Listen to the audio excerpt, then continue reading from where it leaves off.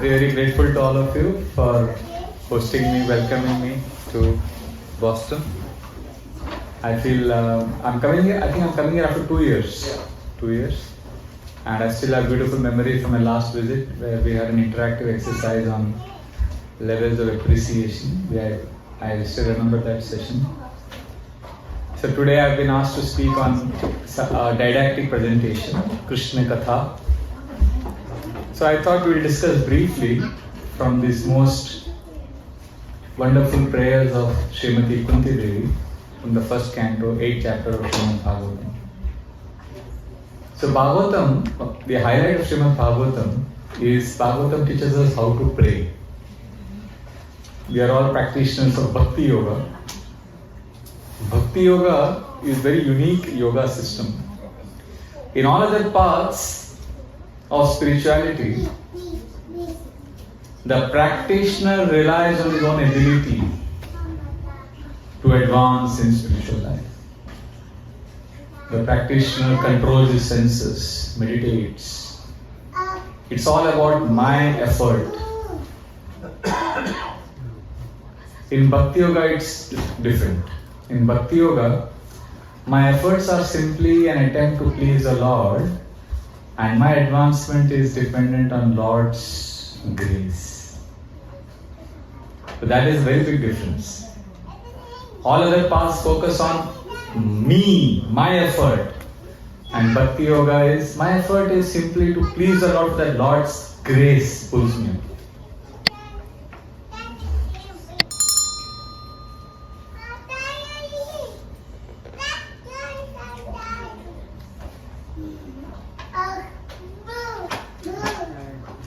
So this is the main thing about Bhakti Yoga.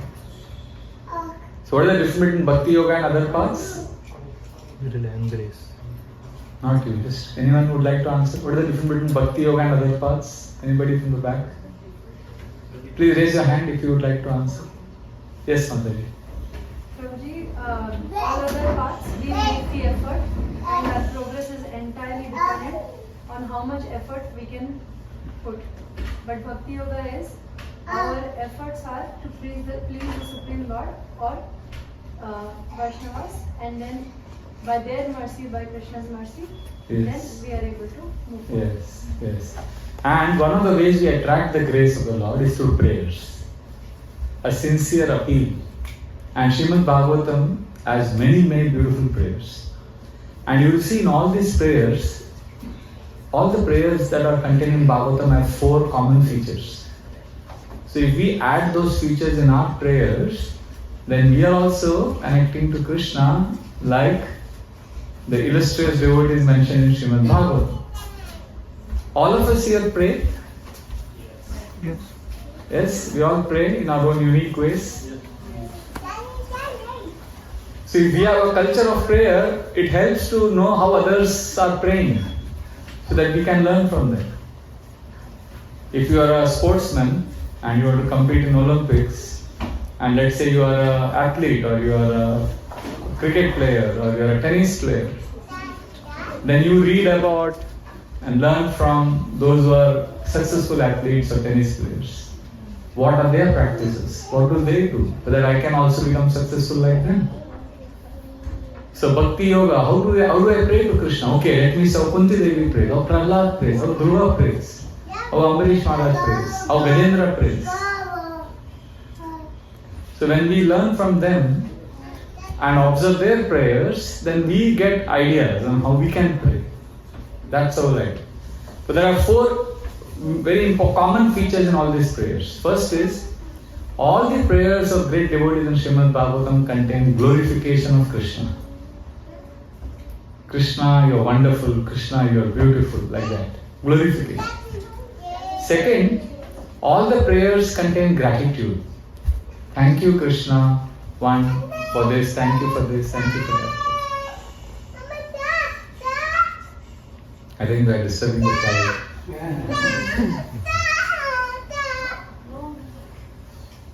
The third common feature of all prayers is, you will see all the prayers contain a devotee's sincere repentance or seeking forgiveness or expressing disqualification.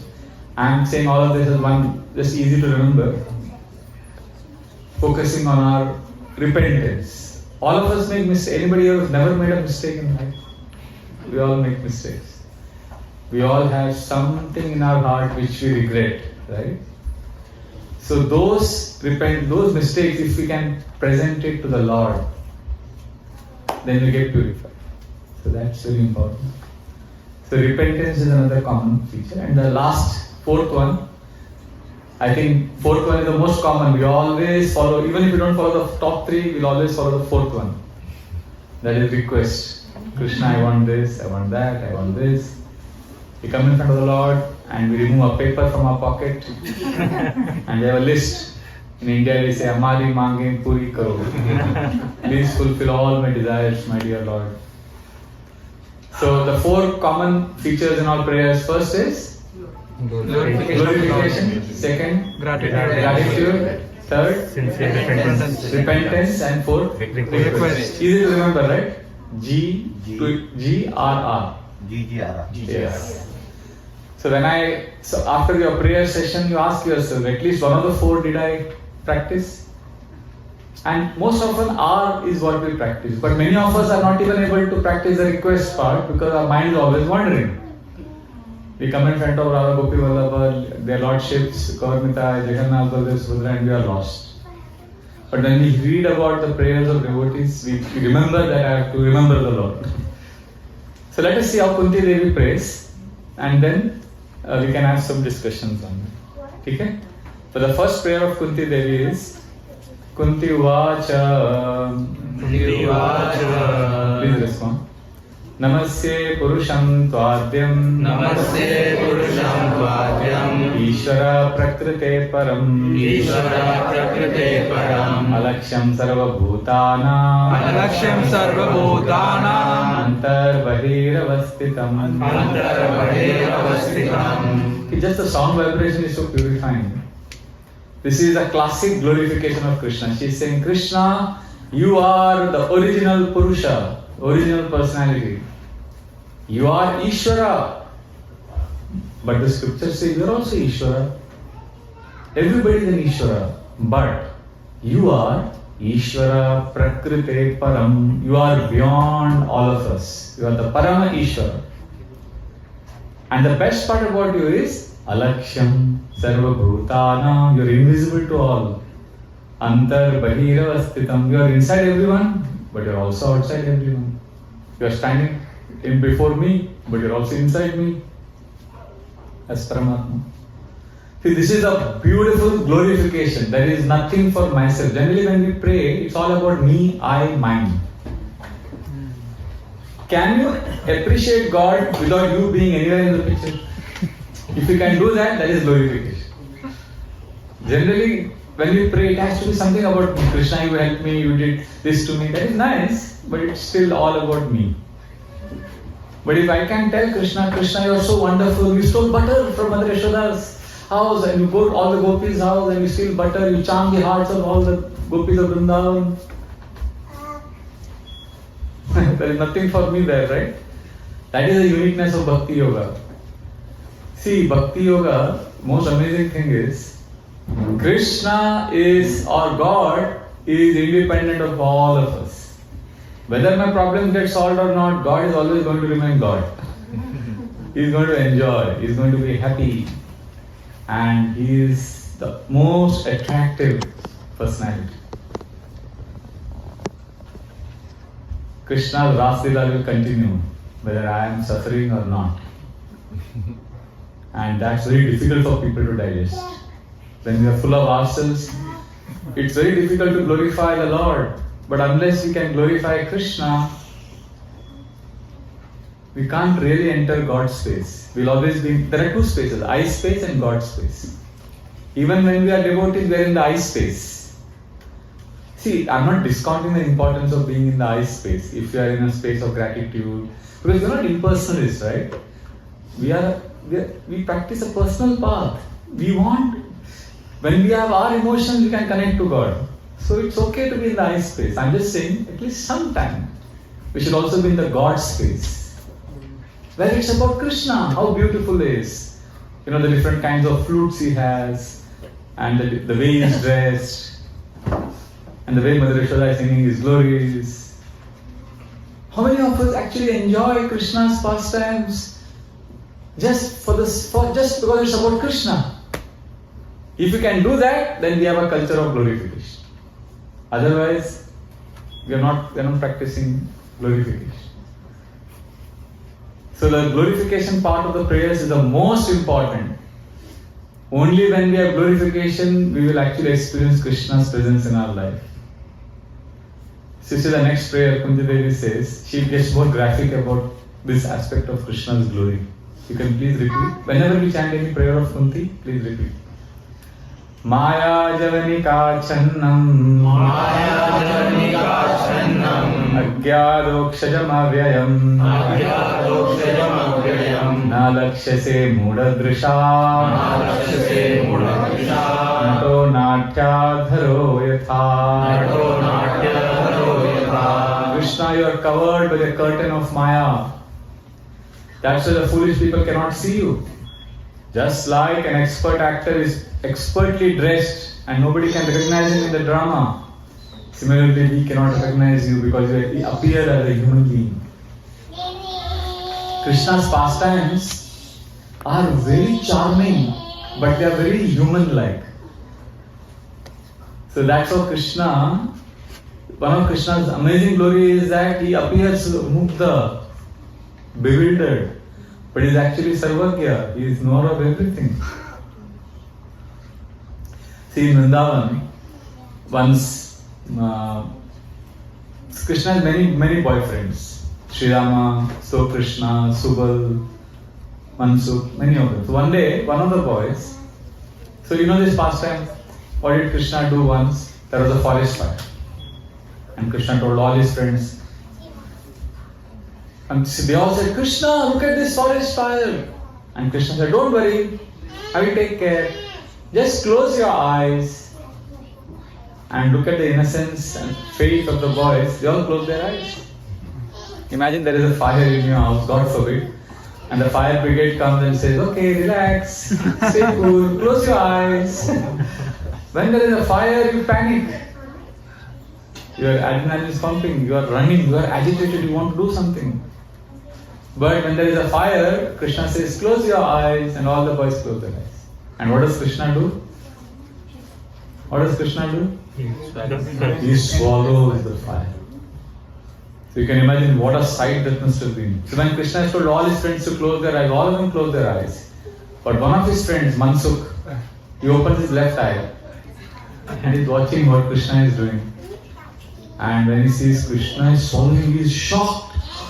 Oh my Krishna, because the boys, they always considered Krishna as one of their friends. They never saw Krishna as somebody who has Herculean powers. So Mansukh is shocked. Wait till Mother Yashoda sees this or knows this. So he runs to Mother Yashoda's house to tell her what Krishna is doing. So as he is running, so he has seen Krishna and Krishna has seen that Mansukh has seen. So Krishna immediately runs from there, from another route. He reaches home before Mansukh could reach. And tells, Mother, he reaches Mother Yashoda and says, Mother, give me hot milk. Immediately I want. So she says, okay. She says, where are you coming from? She says, I'm with the calves, herding them in the forest of Vrindavan. I just came, I need hot milk, I'm going back. Mother Yashoda gives him hot milk, cup of hot milk. And he puts it in his mouth and he says, oh, this is too hot, make it cold. So she makes it cold. Then again he drinks, puts it in his mouth. He says, oh no, it's too hot still, make it cold. So she again aerates some milk. So he does this 10 times. It's too hot for me, I can't drink this.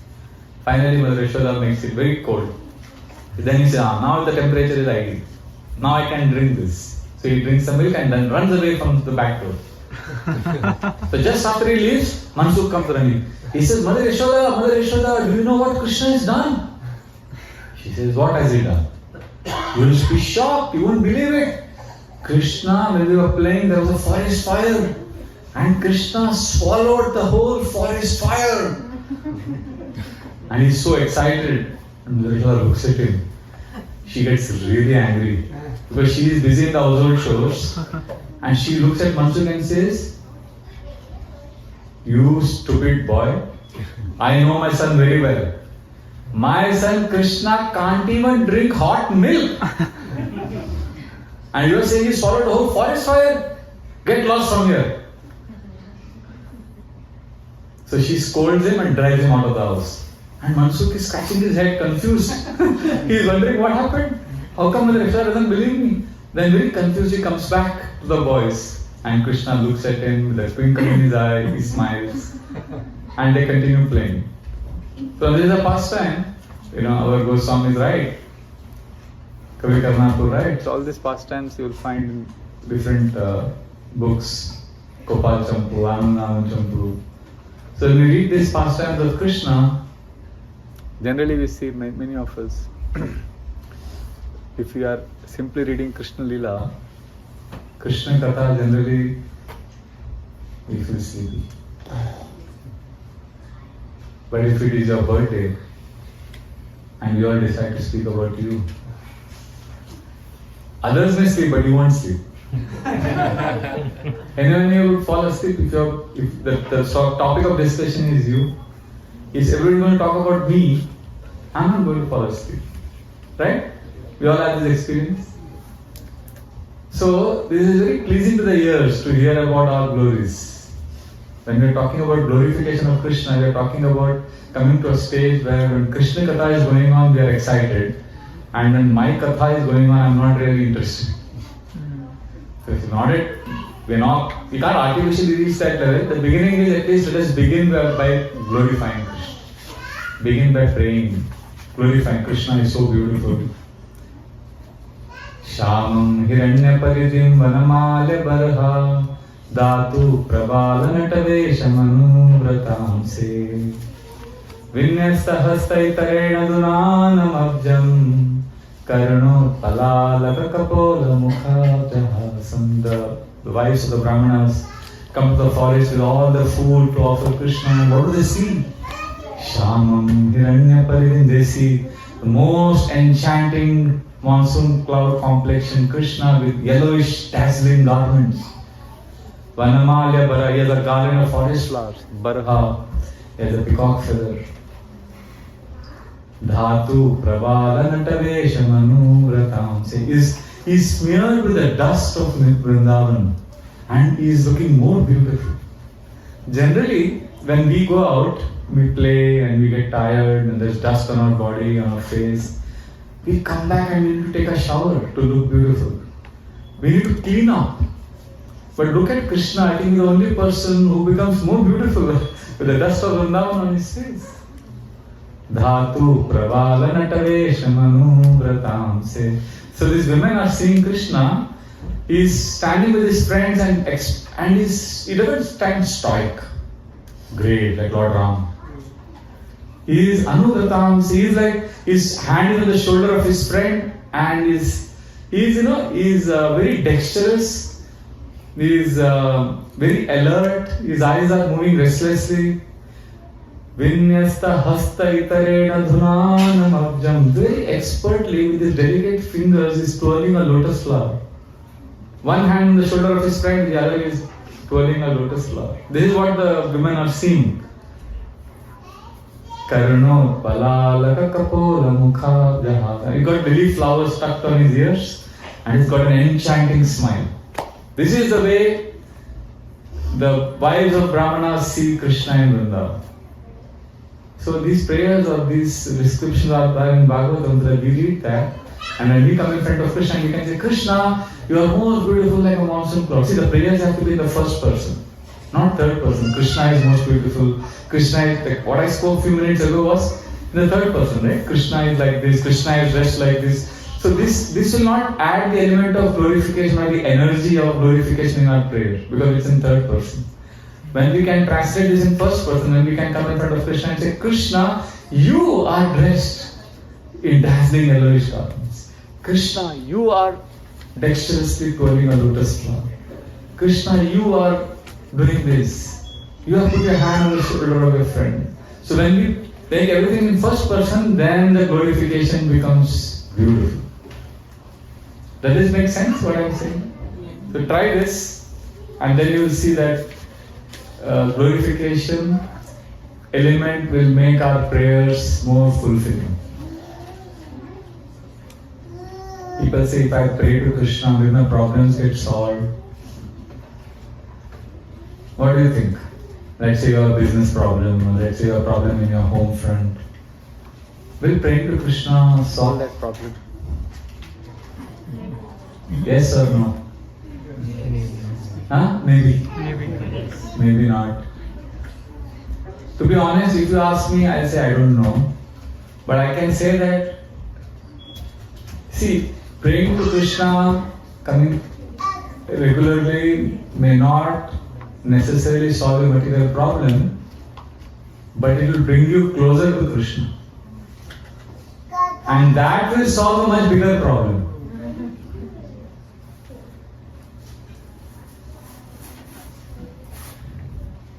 So Kunti Devi says further in her glorification, now she is slowly adding the element of repentance also, that Krishna I am unqualified. Tata Paramahansanam Muninam Amalatmanam Bhakti Yoga Vidhanartam Katam Pashyemahi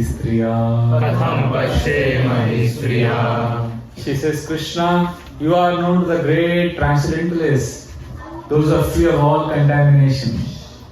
And Bhakti Yoga you can be known. How can I know you? I am a simple woman. Katam Pashyemahi Striya. I am not a great philosopher. So basically, when I said repentance, I meant humility, expressing one's disqualification. And then she says, Krishnaya Vasudevaya Devaki Nandanaya Cha Nanda Gopa Kumaraya Govindaya Namo Namaha. This is again glorification. See, we need to develop a taste for glorification. Otherwise, our prayers will be dry. There will be a vacuum in our heart because it's all about me. Glorification makes it beautiful. Even if it has to be about me, Hare Krishna, there's some problem, the microphone suddenly stops. I hope it's charged. Or... Yeah, it's charged. Sometimes it's far away from the... Okay. So glorification is the most important. Let's say we can't glorify, we find it artificial, no problem. We just want to talk about ourselves because that's how we led our lives from childhood, no problem. We could come in front of Krishna and be full of ourselves, but add the next element which Kunti Devi adds, which is gratitude. Even if it is about ourselves, we need to talk. Let us express thankfulness to Krishna for all the gifts He has given us. And Kunti Devi teaches us a very important aspect of gratitude. See, gratitude is also misunderstood. Often we come in front of the Lord and say, Krishna, thank you for everything. I've seen devotees also express to each other, Prabhu, thank you for everything. I have come to believe that when I say thank you for everything, I mean thank you for nothing. Because everything is very abstract. Kunti Devi teaches us that gratitude has to be not general or abstract. Gratitude needs to be specific. Thank you, Krishna, for 1. Something specific. 2, 3. So she says, Yata Rishikesha Kalena Devaki Kamsena Ruddha Shiram Sucharpita Vimochitaham Jasahatmaja Vibho Vayeva Nathena Muhur Vipadgana. Krishna, you protected Mother Devaki from the envious Kamsa. Yata Rishikesha Khalena Devaki Kamsena Ruddhati Chiram Sucharpita. And you also protected me and my children. Vimochitaham cha sahatmajavigo. Tvayeva natena muhur vipadghana. From a series of dangers you protected us. Thank you, Krishna. And then she starts enumerating each of these dangers that Krishna protected her and her children from. She starts saying, you protected us when? Vishal Mahagne, Vishal Mahagne, Purushada Darshana, Purushada Darshana, Asat Sabhaya, Asat Sabhaya, Vanavasa Krishrita, Vanavasa Krishrita, Mride Mride Neka, Mride Mride Neka, Maharatastrato, Maharatastrato, Draunastratas, Draunastratas, Chasma Hare Virakshita. Chasma Hare Virakshita. When Bhima, my son, was fed with a poison cake, you saved him. And this happened many years ago, but Kunti remembers that her son was protected because of Krishna. Vishal Mahagne, then Purushada Darshana, they were take a chakra and Bakasura attacked and you protected us. Although Bhima killed that Asura, but it is Krishna who protected. Asat Sabhaya, when my daughter-in-law was being disrobed in the assembly of the Kurus, it is you who protected her. Vanavasa Krishrita, during the exile in the forest, it is you who protected us from Durvasana. Mride Mride Neka Maharatastrato, during the war, many weapons were hurled against me, against my children. You protected us. And just now, what happened just now? Ashwatthama had shot Brahmastra. Drauna, the son of Drona, Draunastra, Chasma Hare Virakshita. You protected us. So she's recounting events spanning from last maybe 100 years, from when Bhima was a young boy to now, just now. So gratitude has to be specific, not abstract, and even specific can be boring sometimes. Like I remember I have a gratitude journal every day. So I write every morning. So today morning I was in the flight, 17-hour flight from Delhi. So I was sleeping, I woke up, around 2 o'clock, 3 o'clock. I picked up my journal in the plane and started writing. And gratitude journal, I follow some rules. And I've seen that when I follow these rules in gratitude journal, I'm able to tap the energy of gratitude. Otherwise gratitude becomes lip service. Thank you, Krishna. Thank you. Thank you has no power. Thank you will give you that strength or that nourishment or the benefits. When there is first principle is, it has to be specific. So when I say thank you, Krishna, you give me wonderful parents and my grandparents who raised me with a lot of love when I was a small boy. Thank you, Krishna, for giving me wonderful guru. Thank you, Krishna, for the 2 best friends I have. It is specific, right? But you know what happens with specific gratitude? It can become cliched. It can get boring. Because I can't thank my mother daily. Because sometimes, once I thank, but every day to thank the same person for the same thing, there is no, the emotion, that energy is not there. So I started a new thing. Along with specific gratitude, I ensure that my gratitude is fresh. Fresh means thank Krishna for something that has happened in the last 24 hours. Is there anything that you can thank Krishna for in the last 24 hours? Can you shout out something that you can thank Krishna? Giving your association. Should be sorry for that. Dusra, anything else? Being alive. Being alive, thank you Krishna. I'm alive, I can experience you. Anything? The last 24 hours, what is it that you can thank Krishna for? We are breathing due to nature, which is... You're getting sunlight, you're breathing, you're getting air. Anything else that you can thank Krishna for? Welfare of family members. Yes, thank you Krishna, my family is healthy, my family is safe. Anything else? Nice prasadam. Nice prasadam. Actually, this is what I would thank Krishna tomorrow morning in my gratitude journal. Thank you, Krishna. I got excellent.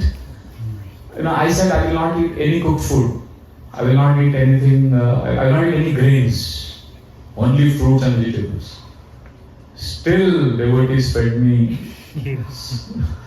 Within the restricted items, they fed me such exotic prasadam. So I'm going to thank Krishna for giving the intelligence to the devotees to feed me.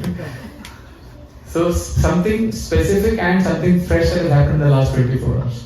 Krishna, I almost missed my flight in Delhi, but you helped me get the flight. Thank you, Krishna. Thank you. So like that, I'm sure something good has happened in the last 24 hours. Okay, not last 24 hours. I'm sure something good has happened in the last 1 week that you can thank Krishna for. See, gratitude basically means something which is not your doing. Something that has been done on you. We are digesting iron Vasan robe. I'm digesting food. Krishna, thank you, I can eat prasadam. Yeah, something, it can be very specific and it can be fresh and it can be very personal. You don't have to be shy. Like, I'm quite shameless in that matter, like something very personal, something very good. Like, if you carefully analyze, if you have a culture of gratitude, then you start recognizing how so many things are happening that are not in your control. Actually, that's the principle of gratitude, to recognize things and force where I am doing nothing. So last 1 week, you can remember something good? Okay, not if you can't remember something good that happened in the last 1 week, at least last 1 month, I'm sure something good has happened to you. If not last 1 month, at least last 1 year. I'm sure, right? So whenever we go back in the recent past, we are entering the space of fresh gratitude. Nothing good has happened in the last 1 year, I'm sure something good has happened since your birth. Alright? It's very important to practice specific gratitude and fresh gratitude. And there's a third element which actually makes gratitude. Whenever I write a gratitude journal, I ensure that it has all the 3 features. It is specific, it is fresh, and third, most important. She said what? So third principle is why. I thought she said why. Our gratitude should answer why. Why am I thankful for this? See, it doesn't have to be an exotic spiritual answer. Oh, because I got the devotion service or a glimpse into the spiritual world. No, these are all very, very superlatively exalted standards. I'm talking about any why. Like in my gratitude journal tomorrow morning, I would thank Krishna for, okay, I had excellent prasadam. I would mention that in one line. So that is specific, that is fresh. And I also need to answer, why am I grateful for that? Because I like good food. And I'm a foodie. Thank you, Krishna, for providing this. So what happens when you answer why? You are entering the emotion of gratitude. It doesn't have to be something, this is not a question of right, wrong. It's right, it's just answering the, just try this. Answering the why makes you enter the emotion of gratitude. Like today morning journal, I wrote, last 24 hours what happened. I attended Mangalarati early morning. I sang Narsingarati, then I was standing japa with devotees. So my gratitude was, thank you Krishna for letting me attend Mangalarati and chant my 16 rounds with the brahmacharis in the temple. Fresh and specific. Then why? Because I felt very safe and sheltered. That's it, one sentence. Then the second gratitude I wrote, thank you Krishna for, I'm writing a new book. I just wrote one book recently, got published. Then another publisher came to me and said, he gave me already a offer that you write on this topic, and nobody had ever given an offer before I wrote. Generally I would write a book and then they would publish it. But there is a publisher who liked my book and he said, okay, now can you write a book on this topic? And I was so excited. I wrote 1 hour yesterday on that topic, and then today morning gratitude journal was, thank you Krishna for letting me write 1 hour for this new book. on overthinking. I'm writing a book on it. So this is specific and fresh. 1 hour I could write from a new book in the plane. I was sitting and I was writing for 1 hour. Time flew so fast. So why am I grateful for this? Now this is where the emotion comes. I'm grateful because Krishna, when I'm writing, I get absorbed. I transcend time. I feel a sense of worth and contribution. That's it. It doesn't have to be anything more than this, just from the heart. So like that, I write gratitude for 5 specific and fresh things. Okay, now I'll tell you the best part about gratitude. Even if you don't have something to thank Krishna for, sometimes I have a rule of 5 things to thank Krishna for. Sometimes the days are so bad, I can't thank more than 3 things. I can't thank more than 2 or 3 things. Then I go back to the past, maybe last week or last month. Go further back. The best part about gratitude is even if you can't thank Krishna for something, just searching for gratitude itself makes you happy. Just searching for gratitude. What am I thankful for? What am I thankful for? Just try this. Have you seen this? It's a very subtle thing. So you keep your eyes and ears open. So throughout the day you are looking out for things because it has to come in a journal tomorrow. So we are looking for good, generally we look out for bad things. Catch, what was that famous American management guru, Peter Drucker? He said, catch them doing right. We generally catch people doing wrong. We catch the wrong things in our life fast. So gratitude means to catch the right things. So we spoke a lot on gratitude, but Kunti Devi is teaching us she's specifically thanking Krishna for the gifts. She's not saying Krishna thank you for everything. No. So I thank you Krishna, I almost flunked my 12th grade exams. You helped me pass. This was in 1991. Thank you Krishna, you provided, my father was so kind and understanding when I was going through this difficult period of my life. Thank you Krishna. So many specific things we can thank Krishna. And if it is fresh, it is all the more better. And if it is having an energy of why. And just searching for gratitude, sometimes people say, okay, I'll ask you a question. Are happy people grateful? Yes. Maybe not. But are grateful people happy? Yes. In fact, to be very honest, I came to the realization recently during one of my journal entries in the morning that happiness is dangerous. Because happiness makes us greedy for more happy experiences. Please see if I can share my. I don't know if you can get this. This is what I strongly felt in my heart. Happiness generally makes us very entitled. We have the entitlement complex. Because I get a good experience, I become greedy for more. And when I become greedy for more of that, then I become entitled. And that entitlement leads me to ungratefulness. And that ungratefulness leads to misery. And that is how when scriptures say happiness leads to misery, when you decode it, this is what is happening inside. Gita says happiness leads to misery. What it's saying is happiness leads to greed, greed leads to entitlement makes us disconnected from ourselves. Whereas when we are grateful, we may be unhappy because of some events in our life, still there is an undercurrent of peace. Recently, one of my students, one of the boys who comes from the program, his father passed away. So 12 days of mourning, he was at home, but he has been practicing gratitude journal for the last few years. He was telling me that during the entire 12 days he was sad, he was devastated, feeling separation from his father. But he says, I was also happy. You can't explain this. He says, I was happy because I was recalling all his good qualities, all the things he's done for it, the family, and the wonderful example that he set. So there was celebration also of his wonderful qualities, but also pain of separation. But there is sadness, but because of gratitude, there is deep contentment.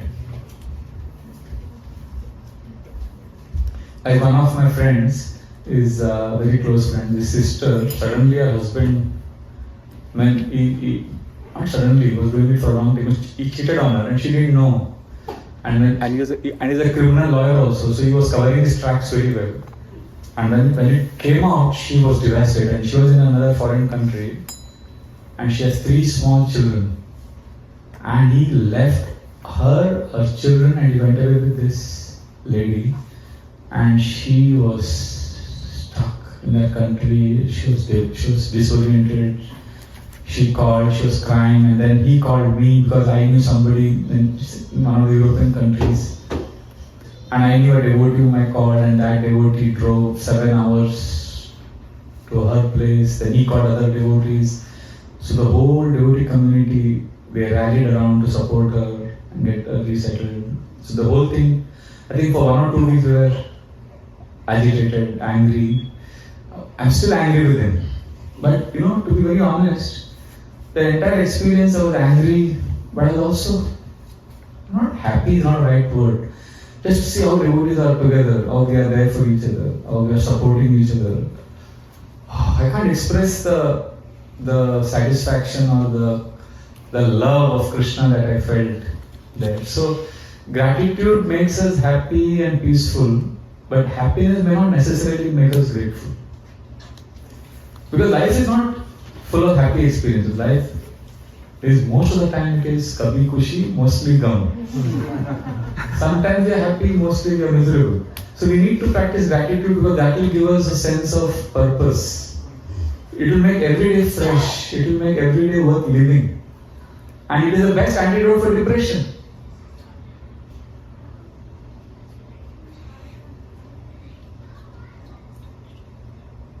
If you had a choice,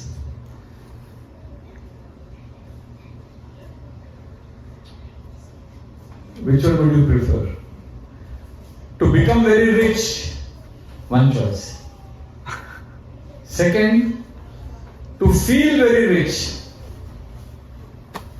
What is better? To become rich? Thank you for being so honest. You are the first one who said this.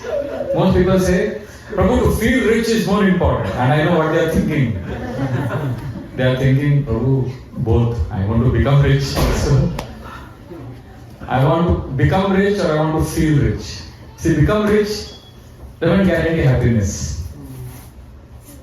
Feel rich is better because you don't have to worry about paying taxes then. As somebody asked, what would you prefer? 8 crore rupees or 8 children? These are 8 children. Because I know after 8 children I'll say no more. But if I get 8 crore, I'll never say no more. I want more. The more you have, the more you need to keep what you have. It's always anxiety. So gratitude makes you feel rich, and that is very nourishing. So Kunti Devi is practicing 2 principles we have discussed today. What is the first? Glorification. Second? Gratitude. And gratitude needs to be specific, fresh, and wide. And then request. You know what are the requests she is asking in the next prayer? Vipada santu tashashva Vipada santu tashashva Tatra tatra jagadguru Tatra jagadguru Bhavato darshanam yasya Bhavato darshanam yasya Punar bhava darshanam Krishna, give me more and more troubles. Vipada santu dashashva tatra tatra jagadguru. Oh Lord of the universe, please give me more and more suffering. Because when I get those suffering, I get your darshan, and when I get your darshan, I don't have to take darshan of this material world and no one in his right senses will ever pray like this. I mean, at our level. See, when I read this prayer, in fact, I know some brahmacharis who memorize Kunti's prayer, but they don't memorize this prayer. They don't chant this prayer. They are like, when this prayer comes, they are like. And why? Because they say, if I'm chanting this, I'm memorizing this, Vipada Santu Dashashva, and when I've chanted it in voice Krishna, and back 20 points is Tathastu. So be it. I just said it, Krishna. This is a very, very difficult prayer. But very interesting. See, I honestly, I may not pray like this, but students of Bhagavatam, we need to develop a curiosity mindset, a seeker mentality. Why is Kunti Devi praying like? What is she experiencing that is compelling her to ask for more troubles? There must be something in Krishna which she is experiencing that she is willing to go through more troubles. I will never pray like this, but I am curious to know what she is going through. Request, I would say, Krishna, please end my troubles. But Kunti Devi, when she is saying give me more troubles, she is experiencing something like one boy in Mumbai experienced. Radheshyam Prabhu told this story and it has stayed with me for years. There was a boy in our Mumbai slum area, an orphan. And these orphan children, they have very rough childhood. So he was playing with his friends and he got badly injured and he was rushed to a nearby charitable government hospital. And a very elderly, loving nurse healed him back to good health. And he was stunned to see the motherly affection pouring from the heart of this lady. He had never experienced it before. So after he recovered, he went back to his slum area, hut where he was staying, and then after a few days he went back to play with his friends. And when playing with his friend, he kept looking back at that hospital, direction of the hospital, and a big smile slipped on his face. And his friends told him, "You seem to be distracted, you're not playing with us, what are you looking at?" He said, "I wish I get that injury again." His friend said, "Are you crazy? You were screaming in pain. We had to rush you to the hospital, you almost died." He said, "Whatever it is, I wish I go through that again." You think he wants to get injured? Is that the real need? Why is he saying that I wish I get injured again? To feel that, because he knows that if I have to get that love, it's worth it to go through this injury. Because what I got was so good. So Kunti Devi is like an orphan child, and Krishna's love is like that elderly nurse's love. So, and the trouble that she has gone through, what is the biggest trouble Kunti Devi went through? What would you rank in all the suffering that she has gone through? Karna. When seeing Arjuna and Karna try to kill each other, what can be more devastating for a mother to see her two sons trying to kill each other? So she is willing to go through all of this because during this time she was remembering Krishna. And remembrance of Krishna filled her heart with some special kind of, I don't know what it was. That's what I'm saying, I would be curious to know what is she experiencing that she is willing to go through so much suffering again. So instead of imitating the second part of prayer that Krishna let me go through suffering, we need to say, Krishna, what is it that you gave Kunti? Can I get a glimpse of that? I want that. Because once you get that, then you are ready to go through anything. Uska ek jhalak dikha do Krishna. Give me that glimpse of that love which Kunti Devi is experiencing. So this is the standard of request that Kunti Devi has. Of course, they are not on that level. In fact, I honestly say, sometimes people say, Prabhu, I find it so artificial to ask for pure bhakti. And I find it so, I feel so ashamed to ask for materialistic things. Because everybody is talking about pure bhakti. What should I do? So I tell them simple. Be honest, be where you are, ask for what you want. But end your prayer by saying, Krishna, give me the intelligence to ask for the right things. Like when I joined the ashram, I don't know if you're aware, in 1990s, late 90s, our ashram was thriving with a lot of young men joining. I was also one of them, from a very academic background. We had boys from IIT, medical students, very highly educated. So we came from an academic competitive background. And when we joined the ashram, we were all in the mood of servant, we have to serve, not wanting anything but service. But that Rajoguna, that mode of passion is not just, it won't disappear just because we won't saffron. Right? And I remember we started these monthly Bhagavad Gita exams. And I had done quite well in my academic studies, and I brought that same mentality in the ashram. I wanted to excel in the monthly Gita exams. I wanted to top the exams. I wanted to come first. And then I would get 98, and Gauranga Prabhu would get 99. I wanted to beat everyone. I wanted to come first. So 3 or 4 of us would always be in the top 95, 96 like that. And I was like, I missed out. And then the morning Bhagavatam class, we are servant or servant. Everybody is better than us. It's a dichotomy, the contradiction. So it eventually gets to you because there is something called an existential crisis. You're professing one thing but you're desiring something else. So this conflict tears you apart from inside. So one day I went to Gauranga Prabhu. He was my counselor then. I said, Prabhu, I'm so disturbed. I'm talking about being servant and glorifying others and celebrating others' success. But deep within, I want to come first in the exams. And I want to really, I'm so mundane and materialistic, but I'm not able to get over this desire. What should I do? When I come in front of Radha Gopinath, our VTs, I feel so hollow, so shameful. What should I do? And then he gave me a beautiful prayer. And it has stayed with me till today. He said, ask Krishna that you want to come first in the exams. You tell Krishna that I want to defeat Gauranga Prabhu. Say like that, it's okay. I said, but Prabhu, that's not pure devotional service. He said, no, ask for what you want, like Dhruva asked. But in the end of that, you can say, Krishna, I'm a fool. I don't know what I want.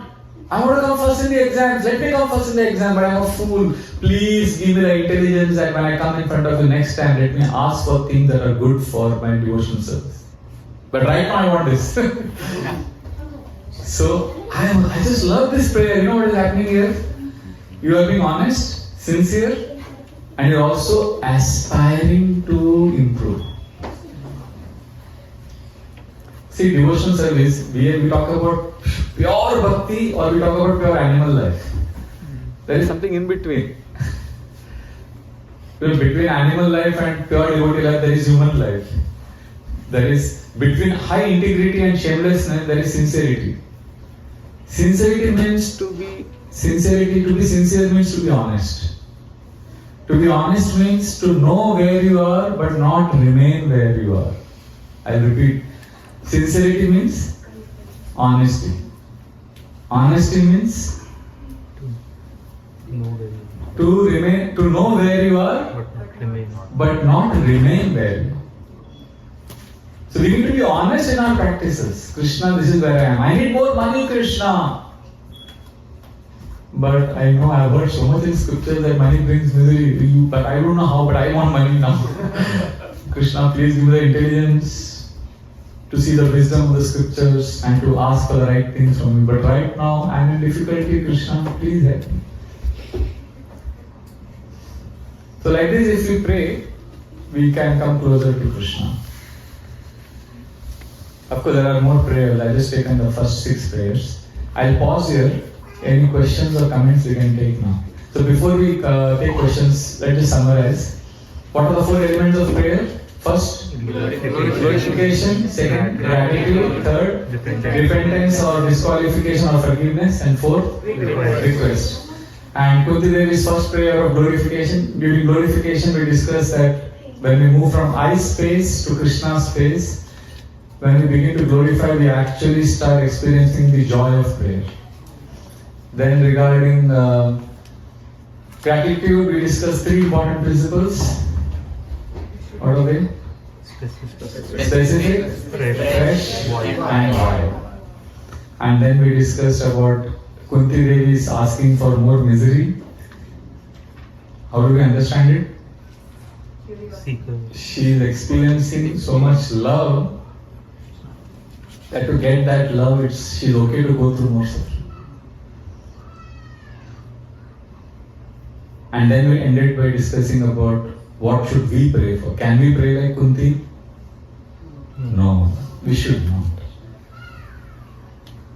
Because devotees are going through a lot of suffering. In fact, we should pray for others also. Actually, one journal, I wish I brought it down. It's there in my room. It's called prayer journal or blessing journal. Write one name. Any name. I'm sure all of us know at least 50 people in our lives. At least. Write any one random name and then against that name you write Krishna please. These two words are common for every name. And then write at least one sentence for that person. Krishna please. Like today morning I wrote Sundaranand Prabhu. Dash. Krishna please. Give him the strength to tolerate his third round of chemotherapy and let his cancer get completely cured. Just one sentence. Then second, write another name, Simran. Now she is a young girl who's coming from a weekly class. Krishna, please let her sail through her present crisis smoothly and let her become your pure devotee. Third, Kush. Krishna, please let him get admission in a good engineering college and let him make his parents proud of him. Just doesn't take more than 3 to 4 minutes to write prayers for 5 devotees. For 5 people. It could be anyone. But even here, this shows, initially when I started writing this blessing journal, I could see how much we are full of ourselves. Like one person's name I wrote, Manish. Krishna, please let him see how good I am. Let him see my good intentions. So even when we pray for others, it's about me, I. So blessing journal is very good. So the devotees are suffering, it's a reality. Just last week one devotee I know very well for the last 25 years committed suicide. And just the night before I sent me an email. And as I'm reading his email, I'm getting a WhatsApp message that he's committed suicide. This is a reality, there is depression, there is suffering. So we need to pray for others. Sarve jana sukhino bhavantu. We can't pray like Kunti that give me troubles. No, I also don't want troubles. I don't want others to be in trouble also. But troubles will come. So let us pray for others' well-being and happiness. But gratitude practice will help us be happy despite the world giving us what we deserve. Hare Krishna. Hare Krishna. So we can take some questions or comments now. Hare Krishna. Yes, Prabhu. Hare Krishna, Prabhu. Thank you very much for giving such a wonderful talk. My question is with regards to the last prayer that you spoke of, Kunti Navadi's I'll repeat the question. Yeah. You can also speak louder. Kunti's last prayer, Vipada Santu Tasha Shut. Yes. So, Prabhuji, in this prayer you can see 2 aspects. One is aspiration, as sadhakas we can see aspiration to be intense in bhakti. I mean, Kunti Navadi has experienced that loss. She is ready to experience troubles and not complaining during troubles like that they come from. But that last line, I'm not able to fully appreciate like where that what is that? That's Abhinava Darshanam. That I do not have to take birth. But in devotees, we also, like as a sadhaka, I also have this third dimension where I'm not even sure I'll go back to Godhead in this lifetime or not. So how to also have the patience or acceptance of this reality that we have to be intense, sincere. Yeah. So what I've done is, intensity is very important, but also sensitivity is important. Sensitivity means self-care, to make peace with your emotional needs. So I always say this sentence, intensity without sensitivity leads to insanity. Intensity without sensitivity leads to insanity. So sometimes devotees are very intense, but they have some unmet needs and they are in denial of that. Or they have some anarthas which will not go away simply by wishing or by simply numerical increase in their sadhana. So there comes a time in our life when we need to accept where we are. We need to drink that halal poison which Lord Shiva drank. In Hindi, how many of you follow Hindi here? Okay, many of you. I'll translate this into English. In Hindi there is a saying, जहर मरने के लिए थोड़ा सा, पर जिंदा रहने के लिए बहुत पीना पड़ता है. Poison you need just a little to die, but to stay alive you need to drink a lot more. So the poison of our inadequacies, dealing with our dark side, to accept our dark side for what it is. See, there is a problem that your anartha that you're trying to overcome for a long time and it's not going away. That intensity will not help it go away. Along with intensity, you need to practice sensitivity, which means to understand that this is not a problem that needs to be solved, but rather a truth to be accepted. There is a difference between a problem being solved and a truth being accepted. So, devotees need to be intense, but we also need to be sensitive. Krishna, this is where I am, and make peace with me.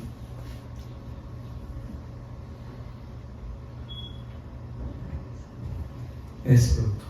It sounds to me like when you say make peace with it, so then there is no reason to progress. And I said intensity, no? I didn't say no intensity. I didn't say no intensity. Don't cherry pick. Don't cherry pick. Don't pick up what you want to hear.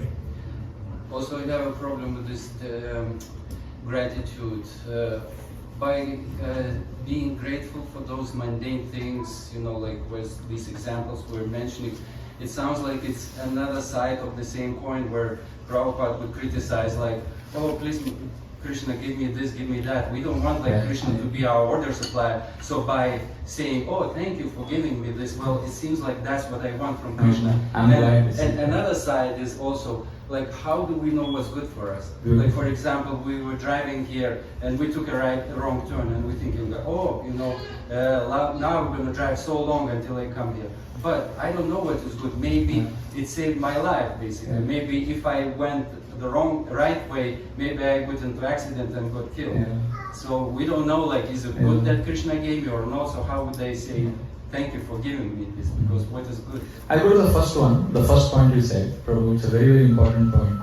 Gratitude can be very mundane. That's why, if you remember, I spoke many times in the class today also that, gratitude is all about ourselves.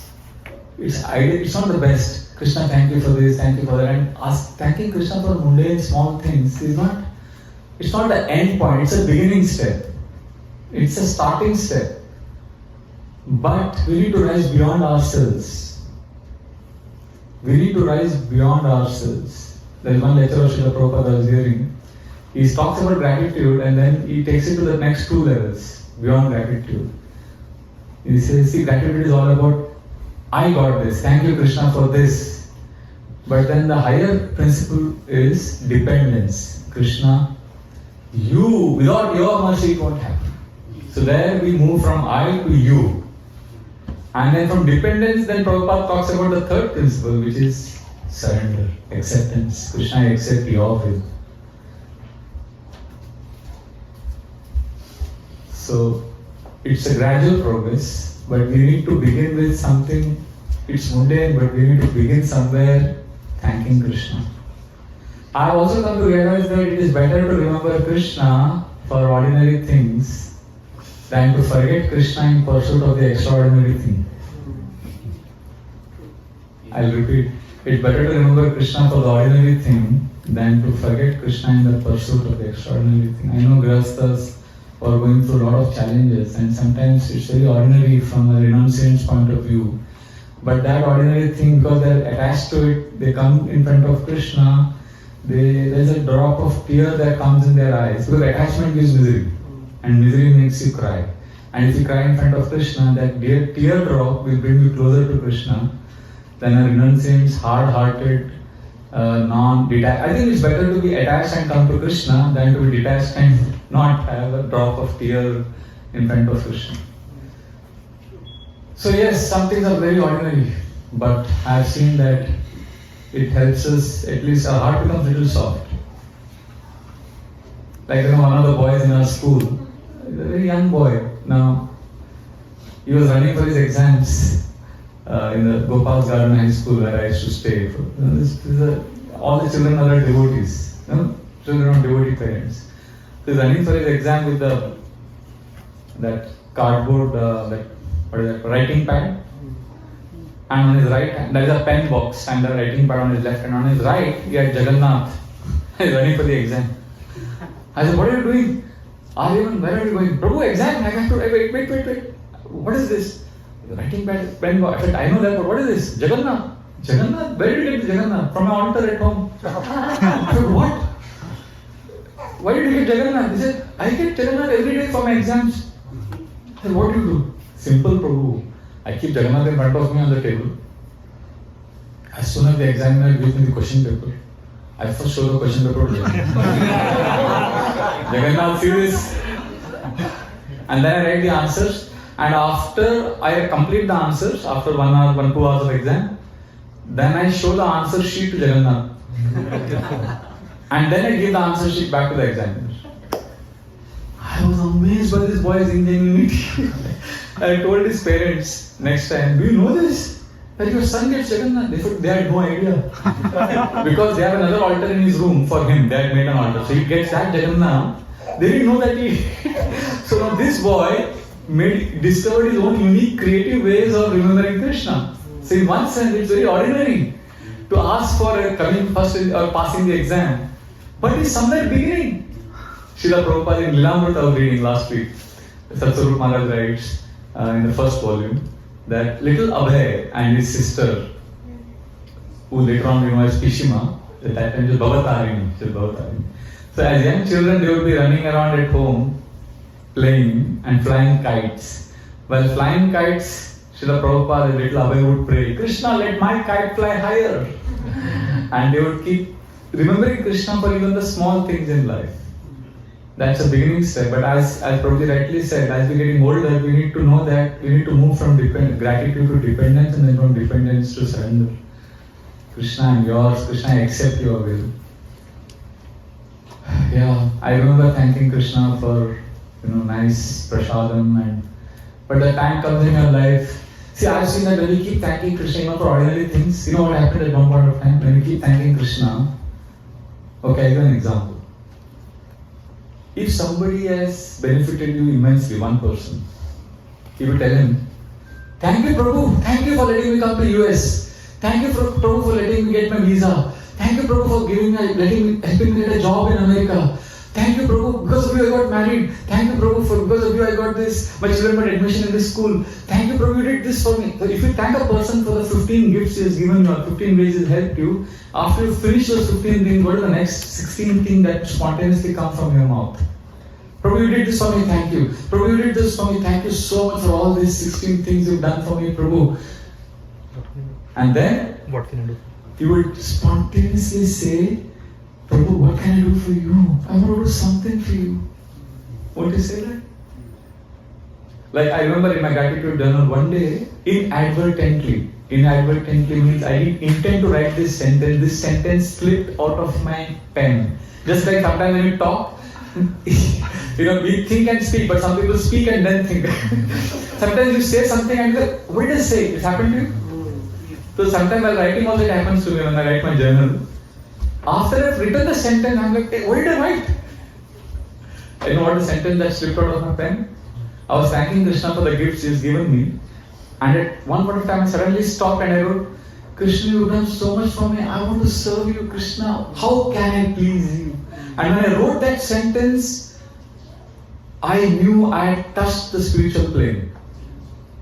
I knew that my prayer was in line with what the 6 Goswamis had prayed, or Madhavendra Puri had prayed to get Chandan for Krishna. I'm not on that level, obviously. I'm just saying an example. At that point, I touched that space where I wanted to do something for Krishna, regardless of how I was. So, this is what our Goswamis are praying for, right? So, and even if we don't, some people say, if I keep thanking Krishna, will I develop love for Krishna? See, love for Krishna is later. The advantage of gratitude is, even if it's ordinary, even if you don't love Krishna, even if you don't develop love for Krishna by thanking Krishna, at least you realize that Krishna loves you.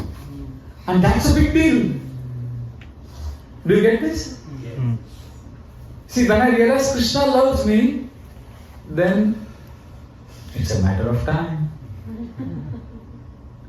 Like my nephew, he's a nice rascal. I like him, my sister's son.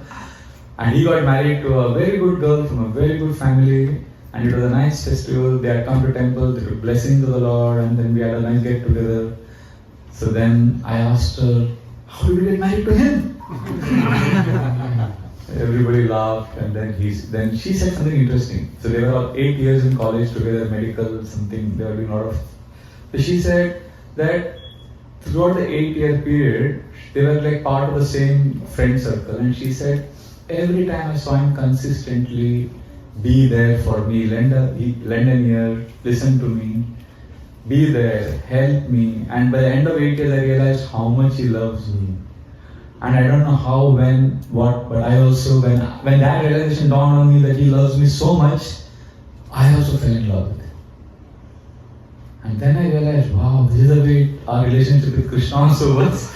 If I realize that Krishna loves me so much, he loves this so much for me, then it's a matter of time. There's a famous Bollywood song where the lady sings, Nana karte pyar tumhi se kar baithe, karna tha inkar, magar ikrar tumhi se kar baithe. So the lady is saying, I wanted to say no to your advances. I wanted to say no to your love, but I don't know how I'll end up saying yes. Similarly, many of us, we wanted to say no to Krishna. We just wanted things from Krishna. But somehow we'll end up saying yes to Krishna. I agree. We can't be stuck on the level of thanking Krishna for. I remember writing my gratitude journal. Thank you Krishna for today's rajma sabzi. Rajma. I hate rajma. I hate chole. I hate arbi. These are sabzi which I don't like. The vegetables I don't like. And one of my brahmachari friends, he made them in a very unique way. He cooked them in a unique way just to please me, and I found them delicious. Like arbi, very sticky, but he made it fried, deep fried and crispy, and I was like, wow. And the next day he told me, you don't like chole, but I'll make chole in such a way that it will be intoxicating. He made Italian chole with Italian sauce, and I was like, wow. And then third day he said, you don't like rajma? He made rajma tacos, Mexican flavored rajma, and I was like, wow. So then I remember thanking Krishna for these things. I also felt it was silly, but I had to be where I was.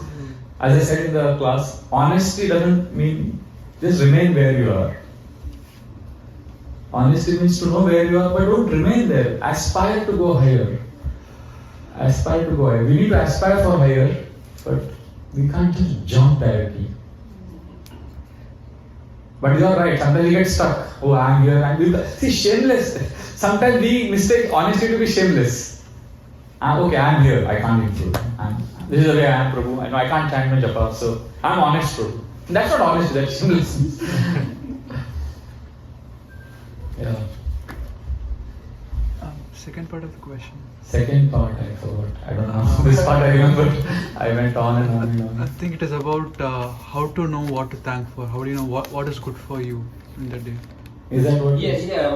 Well, I meant, like, for example, something bad happened, but actually it was good. Like I said, just a small example. I missed a turn, or my car broke down, but this car, maybe that saved my. See, the answer to this, this happens with us all the time. Actually, the answer to this, most of the things we thank Krishna is in retrospect. We can't know at that point of time. So for this, there's a beautiful class of Srila Prabhupada. It's there on YouTube. Actually, I got an answer to this question. This is a class, July 1971. It's a 15-minute class, 1-5. But it's on YouTube, it is a 30-minute video. I think there's a second class added to that. So, but it's a beautiful, I've heard it at least 25 times. This class. It's called Just Learn to Love Krishna. It's an amazing class. Even that whole class, what Srila Prabhupada is saying, this 15 minutes.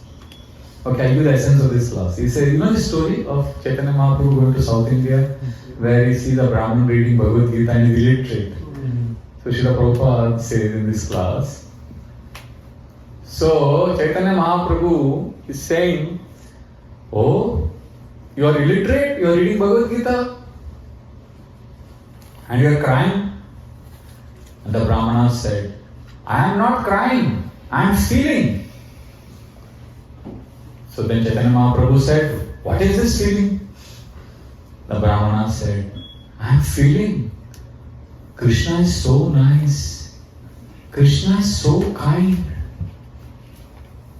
That is driving the chariot of his devotee Arjuna. So when I feel Krishna is so nice, I cry. In the rest of the class, Prabhupada says at least 10 times. So this is our goal. We have to feel Krishna is so nice, Krishna is so kind. Now, my take on this class is whatever helps us to feel Krishna is so nice, Krishna is so kind. It's not an objective reality, it's a subjective reality. You took this right turn, you should have taken left, but then maybe you were averted, an accident you averted. So it helps you feel Krishna is nice, it's worth it. So you can be thankful for anything and everything if it helps you.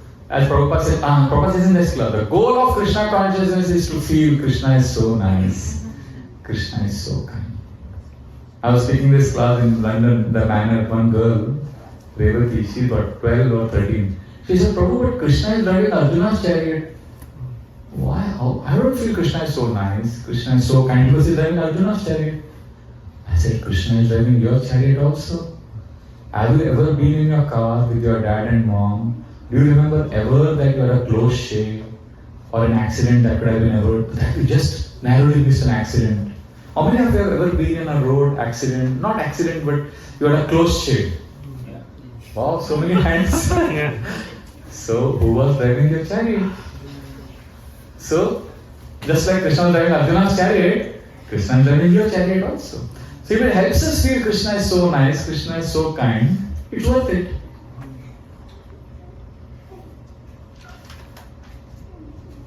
Don't do paralysis by analysis. Don't worry too much whether you are doing it right or wrong. Just see if you are developing emotions for Krishna. And stay with devotees, because devotees will help the check balance. Otherwise, we had one Raman Raghav serial killer in Mumbai who went around every night at Dadar railway station killing people with an axe. And then when he was apprehended by the police and produced before the court of law, he said, Krishna directed me to kill him. So, crazy. So we need association of devotees also. That will, and hearing, we need Shastra. Otherwise we will go crazy. It's mental speculation. There's an end to our mental speculations. But that doesn't mean, okay, I should just do what the scriptures are saying, what the pure devotees are saying. Then what happens is it becomes very inauthentic also. We need to find a balance between our authenticity and also being under the guidance of senior devotees and ensuring that we don't speculate and we don't go crazy. We'll stop here or what? Can we take more questions? I have no idea when to stop. But if we take one or two last questions, is it okay? Or I see two hands here. Or Prabhu, you are the boss. Two last questions. Okay. Okay. I'll just make a quick comment. Okay, comment and then. So you very nicely. After this comment, we'll take. So you very nicely elaborated, Prabhuji, on gratitude and how it is influencing, strengthening our spirituality. Right? We are always thinking of Krishna.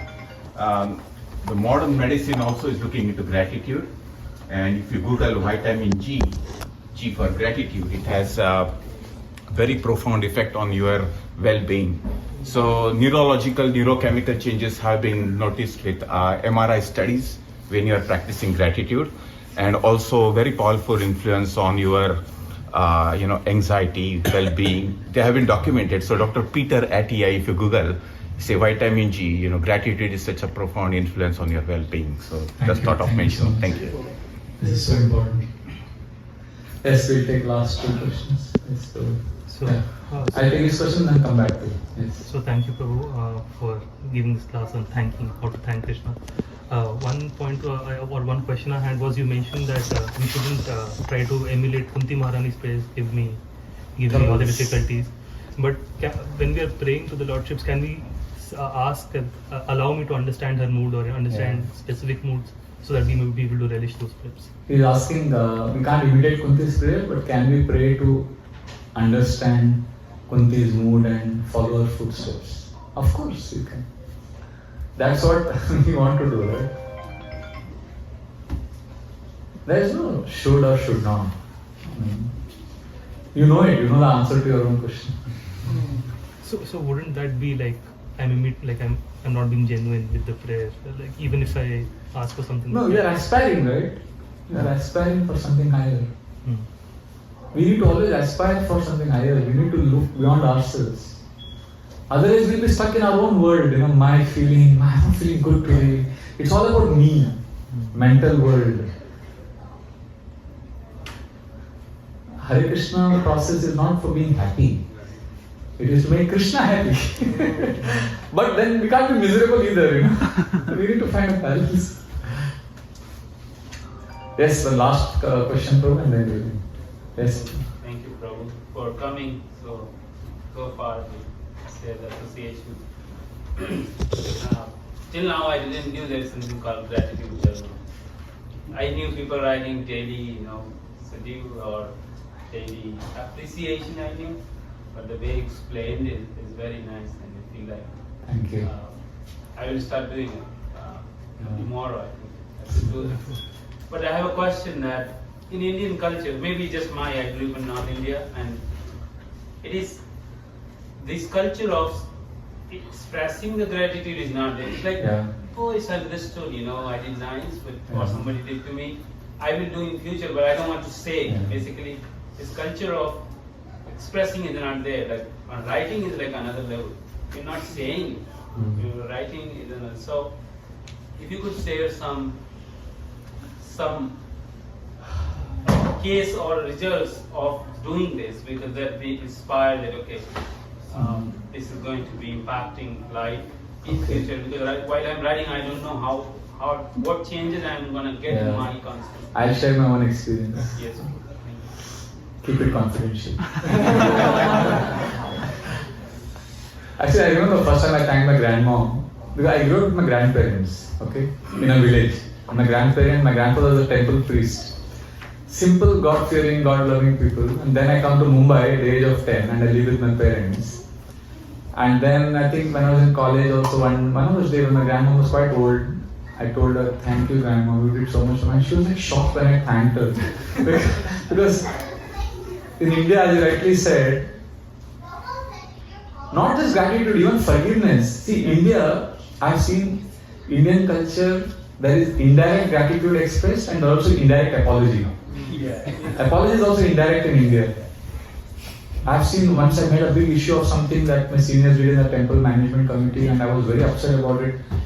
And I was shocked that they didn't apologize because I had pointed out the mistake. I was very angry with them. At least you should own it up. But I saw quietly they made the changes. And I saw, that was an indirect apology. So that's beauty, that's one aspect of Indian culture. Indirect gratitude, indirect apology. But writing gratitude, how it has helped me, I'll tell you. This is a true incident. So, this journal I write.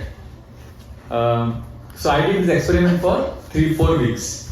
Every day, spend 5 minutes writing a thank you to Krishna for 5 things. And then a blessing journal. I told you about the blessing journal, write a prayer for 5 people. So I did it for 3 to 4 weeks, every day. Sometimes it would be a drag, but I would do it nevertheless. So in 5 to 7 minutes, I would do it. Because something told me within that this will help me. I could see my mood throughout the day. Like, you take a stone. Put that stone in the center of a clear lake. Plop. What happens? Beautiful ripples are formed. So our mind is like a lake.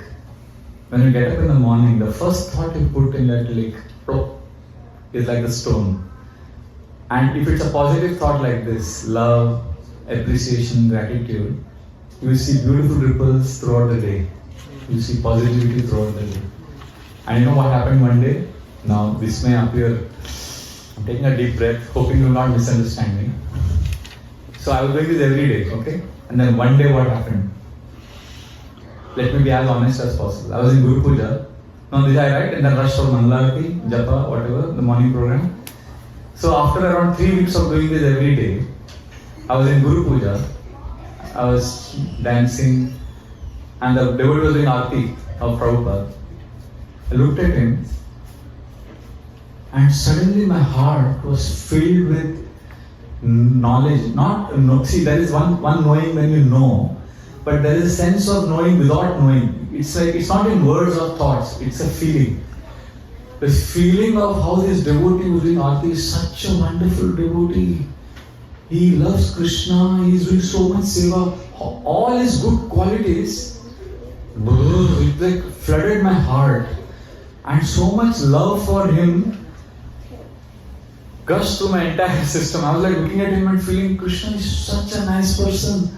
And tears started coming from my eyes, and I was like, I realized maybe something is not, maybe it's a little out of the ordinary. So I didn't want to create a scene. And then I quietly went back. I thought, let me go see, Prabhupada is here, the deities are there.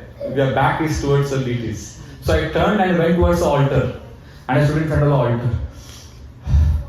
Just trying to bask in the presence of what just happened. And suddenly I saw in the altar two brahmacharis. One was mopping the floor, the other was, after the Shringar Darshan, there are some few services, somebody is putting a glass of water. I looked at those two devotees. And suddenly that brahmachari is all good qualities. How he is a wonderful devotee, how he is doing so much seva, how he loves Krishna, how much Krishna loves him. Oh, he's such a beautiful, such a wonderful devotee. So much love for him, just. And then look at the other brahmachari. Oh, he's such a nice devotee. And then looked at another grahastha devotee who come. Oh, he's such a beautiful devotee, so wonderful. And look, oh, this Mataji is doing so much seva. Everybody seems to be a pure devotee. I'm not naive. I've been in the movement for 28 years now, 27 years. You can't, I'm not like sentimental. I mean, I've known too many things. I can't be impressed by small things. But somewhere as you get older, our simplicity is sacrificed at the altar of knowing too much. So when I saw my simplicity come back, that moment, the joy which I had in my initial days of appreciating Krishna consciousness. Everybody seemed to be sincere. Krishna consciousness was beautiful. And the whole day I was like, oh, he's such a great dude. Everybody seemed to be great. And in comparison, I felt I'm horrible, I'm miserable, but I was happy feeling bad about myself. It was such an amazing day. And then I looked back in the night and thought, what happened today? I realized, the practices every day, this is where it led to. Now don't expect, sometimes we think, if I have a good habit, I should get ecstasy. Good habits will not give you ecstasy. Good habits will give you a good lifestyle, and that lifestyle will give you happiness. Like somebody has a habit of yoga. It's not that every time he does yoga, he gets ecstasy. It becomes a habit. He just picks up his yoga mat, he puts it on the floor, he does his yoga, but overall doing yoga every day gives him good health, and that good health helps him be happy overall. Similarly, gratitude and appreciation practices, every day thanking someone may not immediately give you ecstasy, but it adds to the overall emotional hygiene. It improves your emotional immunity. And overall, you start appreciating Krishna consciousness. Because devotees, we get cynical after some years. We know too much. Yeah. And thanks to internet, we know too much. We don't need to know. Somewhere, we need to protect that innocence, that faith which brought us to Krishna, which attracted us to Krishna in the initial days. Is that okay, bro? Thank you so much, bro. Yeah. If your permission, I want to share a pastime of Prabhupada I get in the context of experiencing one experience. So, I don't remember the location, but I think it's New Vrindavan. All the time with Prabhupada was sitting with a group of senior brahmacharis, sannyasis, all his sannyasis, like the Krishna Maharaj and everyone, in the trees, in the retreat. Like there's a nice video there, sitting there in the daytime. And he asked them, why do you believe Krishna is Supreme Personality of God? So they said, Prabhupada, you told us. But he said, I will cheat you, I can present you wrong. Then they said, because it is written in the scriptures. He said, it can be written wrong. It can be wrong. Then he said, Krishna said in Bhagavad Gita. But, but he was not satisfied with all these answers, all around. And then he said, one of his disciples said, I don't remember the name of the devotee, but he says, Prabhupada, because I can experience it. Yes. Because then he said, if you don't experience it, you will leave the movement when I leave the body. Because that's what's going to happen that, now you're sitting with me because I'm here. But until you experience it, you won't stay. Right? So I think. I'm glad you shared this past time because I didn't say it in the same words, but this was my desire. Today's main thing I wanted to share with all of you was we need to somehow at our level experience Krishna's presence in our life. Somehow, ena kena prakar ena mana Krishna nivesha. That's Rupa Goswami's instruction. Somehow or other fix your mind on Krishna. So I didn't put it in the right words, but Prabhuji expertly said it. Wherever you are, whether you are that young boy Aryaman who wants to pass an exam, or a foodie like Vraja Das who likes Rajma and Chole, or you are a pure devotee like Kunti, wherever you are in the spectrum, somehow come to Krishna. Thank you, Prabhu. That's a beautiful point. And experience Krishna. That's a perfect way to end the class. Thank you. Hare Krishna. Srimad Bhagavatam ki jai. Srila Prabhupada ki jai.